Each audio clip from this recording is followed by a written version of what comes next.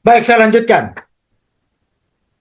Nah, ini contoh, saya kasih contoh tentang bahasa Gen Z yang digunakan, ya. Nah, teman-teman, kalau yang sering bermain IG kan, kita harus mencoba membahasakannya untuk bicara dengan Gen Z itu seperti ini.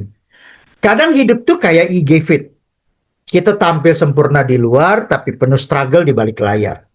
Tapi kabar baiknya, di Kristus, identitas kita bukan ditentukan oleh likes dan atau followers, tapi oleh kasih yang nggak berubah-ubah.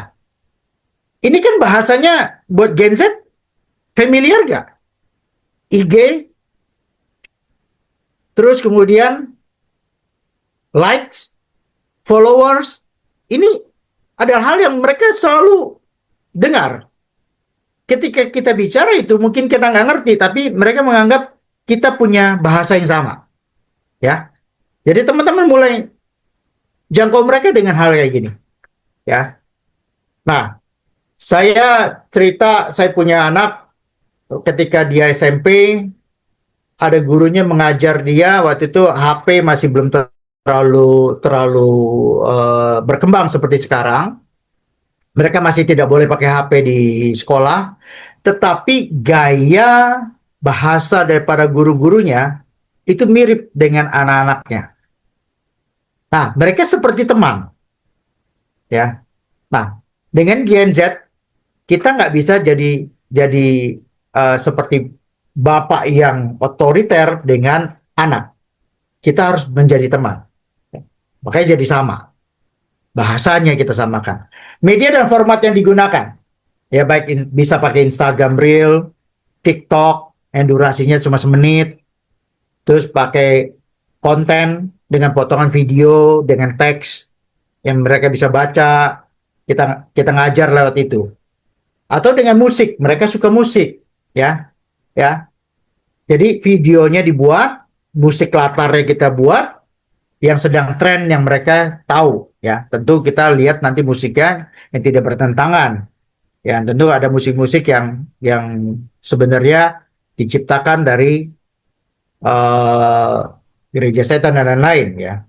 Nah, bisa juga kita mengungkapkan, mengilustrasikan sesuatu dengan sesuatu yang bertanya kepada mereka, siapakah kamu menurut dunia? Siapakah dia menurut dunia? Siapakah kamu menurut Tuhan?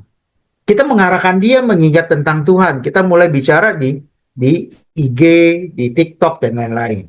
Ya. Diskusi interaktif di Discord. Teman-teman ada yang tahu Discord? Kalau ada yang tahu boleh di komen. Ya. Ada yang tahu Discord? Saya juga dulu nggak tahu Discord. Tapi saya tahu dari anak saya. Mereka ternyata tidak komunikasi lewat WhatsApp. Mereka komunikasi lewat Discord.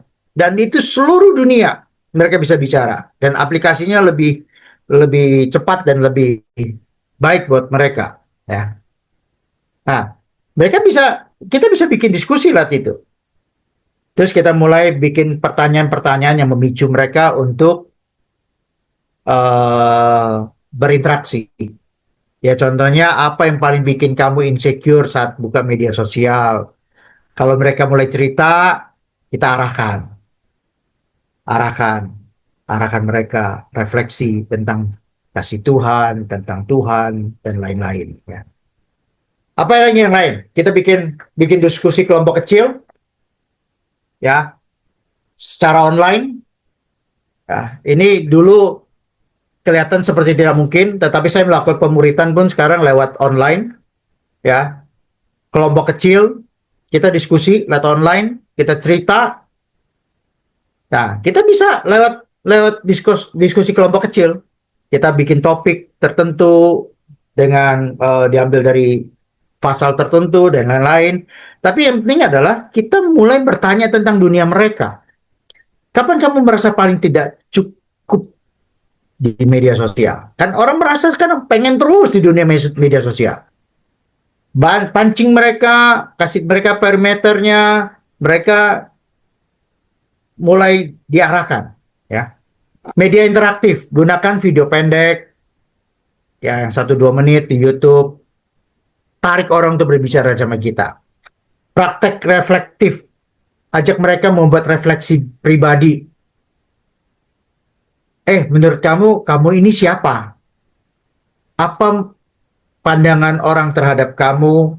Apa pandangan Tuhan terhadap kamu? Yuk, bikin yuk. Pakai video supaya bisa cerita kepada orang lain siapa kamu menurut Tuhan. Bisa seperti itu. Atau misalnya mereka punya punya pengalaman, mereka buat IG story, punya pengalaman dengan Tuhan, terus ada ayat yang menguatkan dia, ayat yang kena kepada dia. Yuk bikin quotes di IG story, ya. Dan kita mulai mulai ajar mereka, ya. Ya, jadi ini adalah cara yang relevan dan kontekstual.